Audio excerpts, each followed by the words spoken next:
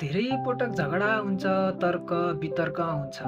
एकअर्कासँग वचन बाँडका युद्ध चल्छन्, तर पनि ती सम्बन्ध कहिले छुट्दैन जहाँ प्रेम गहिरो हुन्छ। छेडी क्रिसले प्रगाढ सम्बन्धलाई कहिले टुट्न दिँदैन भन्ने दुवैले थाहा हुन्छ। समयसँग रिस मेटिँदै जान्छ, साँचो प्रेम त्यहाँ रहेको हुन्छ। झगडामा पनि माया भरिएको हुन्छ, जहाँ एकअर्काको आँखामा हेरी मन पढ्न सकिन्छ।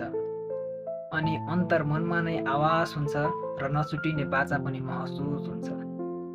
रिसको पल त क्षणिक मात्र हो, तर माया भने स्थायी रहन्छ, जहाँ प्रेमिल जोडीले मुटुहरू एकअर्का बीच नामसारी गरिसकेका हुन्छन्।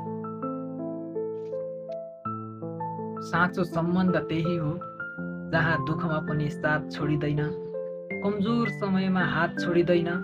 त्यस्तो सम्बन्धमा एकअर्काप्रतिको विश्वास, आदर, प्रेम झन् मजबुत हुँदै जान्छ।